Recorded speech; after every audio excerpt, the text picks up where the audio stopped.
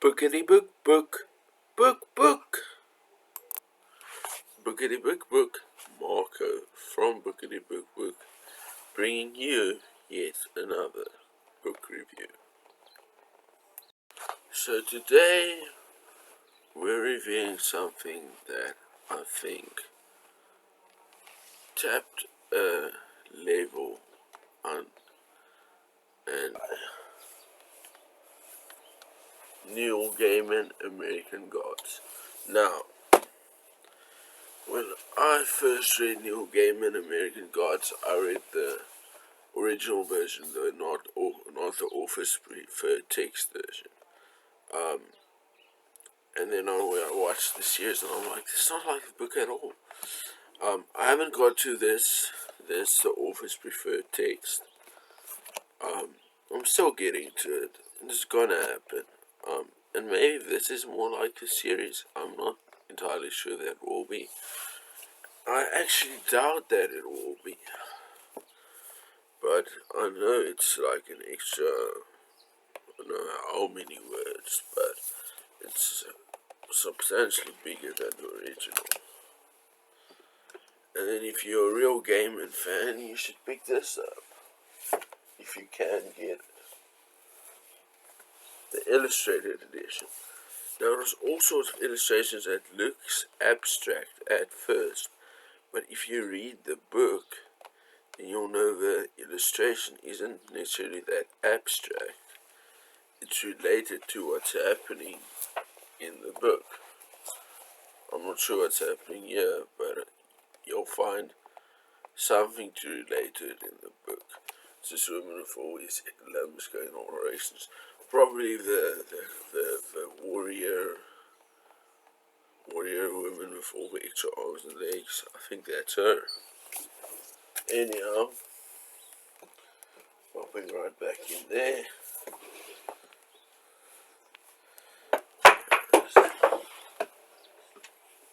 Now this was still Neil Gaiman's young years. You could see there was some, especially in the original, I know the preferred text is different. There's a bit of lack of flow, if I could put it like that. It doesn't flow, it's not fluent. Like you get books that are like river rapids, just sudden events and not really a flowing thing. And you get some books that are just like a lazy river that doesn't really go anywhere. Stephen King it.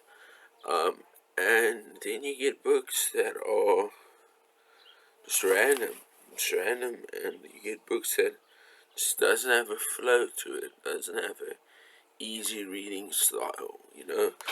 I could see that Neil Gaiman was still not where he is now. It wasn't very flowing. It wasn't very, like writing style was completely different to what I'm reading of him now. So Anansi Boys is a flowing thing. It's easy reading. It's just much more fun to actually read than American Gods. But I still love it. American Gods. I'm not gonna fault it on anything except its writing style. And maybe a bit of lack of action, but not really. Like, I could read that, but I can't read it.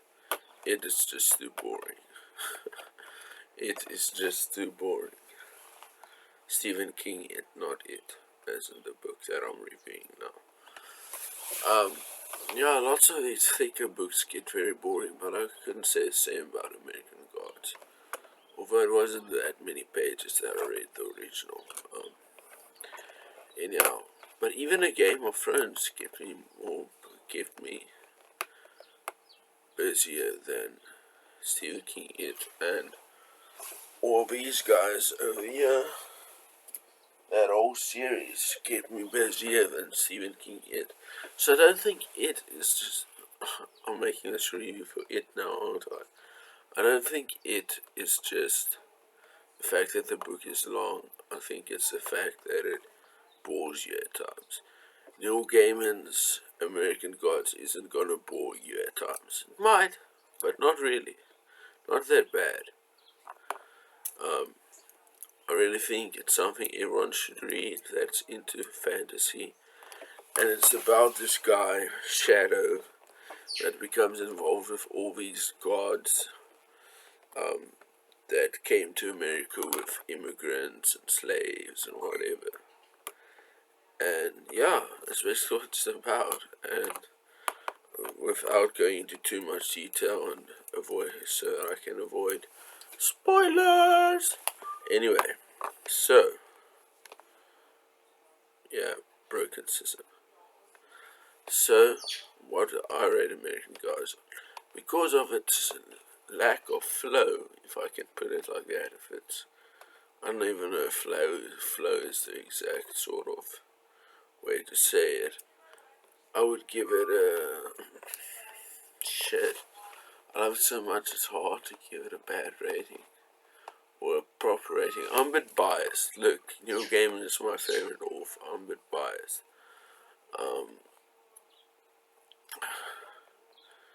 How about we give it a 6.8? That's fair? No, that's not fair. 7.1. I stand with it. 7.1. This is definitely not for your younger readers. I would say definitely put that out there. If you're older and so on, you're gonna enjoy it more. Plus, there's some content in there that I wouldn't suggest for minors. So, that's just my opinion. Everything in these videos are just my opinion. If you want to let your kid read American Gods, go ahead. I would think that's actually a great thing. Gives Neil Gaiman a bit of extra grasp into the next generation. Anyway, that's me, Marco from Bookity Book Book, bringing you another book review. Thank you. Like and subscribe if you like my content. Otherwise, just watch or hate or don't watch or just neglect or unready. I'm making this for people to watch. I don't really care. I'm making it for me. I'm making it for me. But if you like it, please like and subscribe. And oh yeah, one more thing I forgot to say. Your Gaiman American Gods came in a limited edition. It had a silk cover and had a sleeve that you put over, and they only printed 750 copies. It was the Hill House edition, was the first author's preferred text version, and now it costs you quite a couple of thousands of rand. I'm not exactly sure the precise amount. Depends what condition you buy it in, where you buy it from, who's selling it, and so on. I think it only came with 750 copies. Could be less. But then there was an even rarer edition which only had all the letters of the alphabet, so it's just 26 copies. It came in this marble and rosewood and shit. But that's gonna cost you a small fortune. Anyway, that's me and what I say and my opinion on things. Agree, disagree, I don't really care. Thanks for watching. Like and subscribe if you want to. I'm not gonna ask you to, but if you want to, if you feel like it, it would be nice. I'd really appreciate it. Thanks. Goodbye.